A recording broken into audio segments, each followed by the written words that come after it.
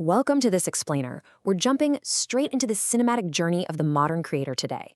We're going to cover the whole shebang, moving right from the gritty internal battlefield with the mind, the doubts, the required discipline, all the way to the literal, practical mechanics of actually getting your work seen by the world. It's a wild journey of transformation, and I'm super excited to walk you through it. Here is our quick roadmap for today. We're going to start by forging your mental armor, tackling the myth of motivation, embracing the lonely chapter, and mastering the art of failing gloriously. Then we pivot to action. We'll talk about starting before you're ready, look at the mechanics of discovery for packaging your work, and then wrap up with the ultimate metric of success, leaving with absolutely no regrets. Let's dive in. All right, section 1, the myth of motivation, and exactly why your feelings just aren't going to get you to the finish line. Let's be real for a second. If you wait for a magical spark of inspiration to begin your work, you'll be waiting forever. Look at this stark contrast here. Motivation is incredibly fleeting. Honestly, relying on it is kind of a sign of emotional immaturity because it's completely tied to whatever mood you happen to be in. But an emotionally mature creator relies on discipline. Discipline is constant. It's reliable. It literally doesn't care if it's pouring rain outside, if you slept terribly, or if you just aren't feeling it. Discipline is what gets the job done 1,000 times over. The source material hits the nail on the head here. Your mind is going to give you a million excuses. It'll say it's way too early or your bed is way too soft today. But true discipline overrides those feelings every single time. It's about building mental armor through sheer repetition. Doing the stuff you really don't want to do exactly when you don't want to do it, that's how you level up. You do it simply because you are disciplined. Moving on to section 2, number 2. Embrace the lonely chapter, or the true cost of personal growth. So, building all that discipline eventually pushes you into a phase every serious creator has to navigate, the lonely chapter. This is that incredibly awkward, uncomfortable gap. You don't really speak the same language as your old friends anymore, but you haven't quite found your new crew yet either. You start staying in to work late on a project instead of going out on a Friday, and boom, friction. You've essentially changed your dialect, and for a little while, you're going to feel totally isolated. But remember, this discomfort isn't a bug in the system. It's an actual feature of your growth. And here's the absolutely crucial point. The universe actively wants you to remain typical. There's this biological and societal gravity just constantly pulling you back to the average. So choosing to be different, choosing to actually start that business or write that book, it takes a massive amount of energy just to resist the norm. You are actively fighting the status quo, and man, that takes some serious, immense dedication. Which brings us to section 3, the art of failing gloriously, and why we need to avoid competent mediocrity at all costs.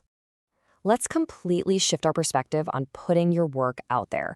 I really want you to think about this question. What audacious, crazy project would you finally attempt if you completely stripped away the fear of judgment, if you knew for a fact that you couldn't fail? Because so much of what holds us back is just a laundry list of imaginary what-ifs playing on a loop in our heads. The late Anthony Bourdain was the absolute embodiment of this fearless creativity. As he so passionately put it, he'd much rather try something wildly original and completely fail than just play it safe. I love that phrase, competent workman-like storytelling. He hated it because, it's so easy to just churn out boring, formulaic stuff that everyone else is doing. But Bourdain wanted style. He wanted originality. He was willing to fall flat on his face if it meant pushing the envelope. And that brilliantly illustrates why you should never aim to just be competent and boring. You want your work to actually spark a powerful reaction. Bourdain always said that walking into a room where everybody perfectly agrees with you is just frightening and dull. Evoke an emotion, miss the mark sometimes. Failing while trying something new is deeply meaningful because it proves you're actually out there pushing boundaries.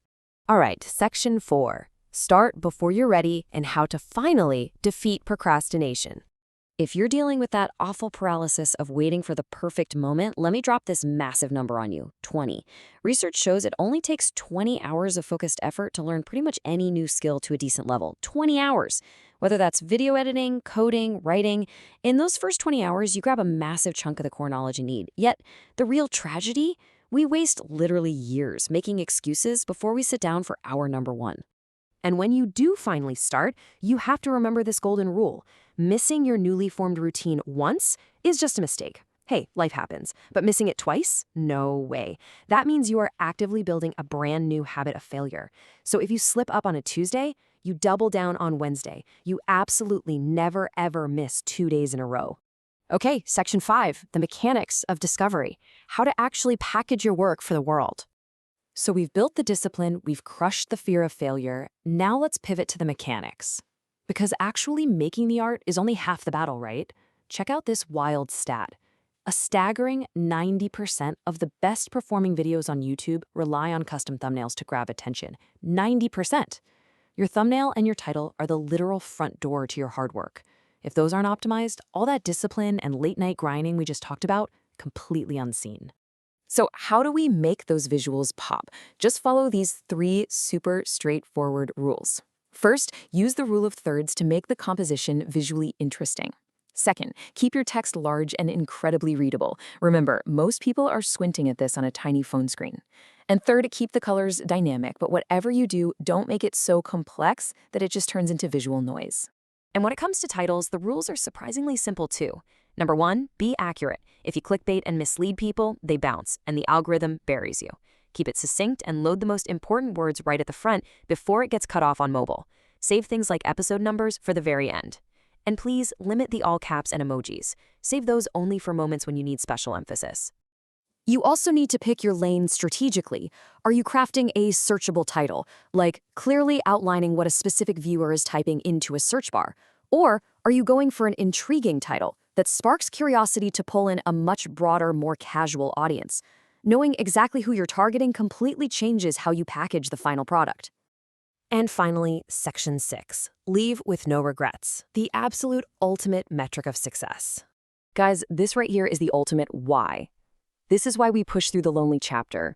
The absolute most terrifying failure in life isn't making a flop of a video or launching a business that tanks. No. The true nightmare is reaching your 70s, your 80s, or lying on your deathbed and just echoing a lifetime of shoulds. I should have tried this. I should have taken that leap. Being haunted by the ghosts of your own potential simply because you were too afraid to turn the key, that is the literal nightmare we have to avoid. I think this raw, unfiltered quote perfectly captures the real goal of the creator's journey. You want to live and build with such relentless discipline that you exit this world completely empty of what-ifs. You give it absolutely everything you've got. You embrace the friction. You grind out this 20 hours. You risk failing gloriously, so that when the dust settles, you look back and know for a fact you left absolutely nothing on the table. So, I'm going to leave you with this final provocative question. Considering everything we just unpacked today, from destroying the myth of motivation to mastering the mechanics of getting discovered, what exact action are you going to take right now to start building the life you actually want? Don't wait for tomorrow. Your journey begins the very second you decide to start. Thanks for hanging out with me on this explainer, and I'll catch you next time.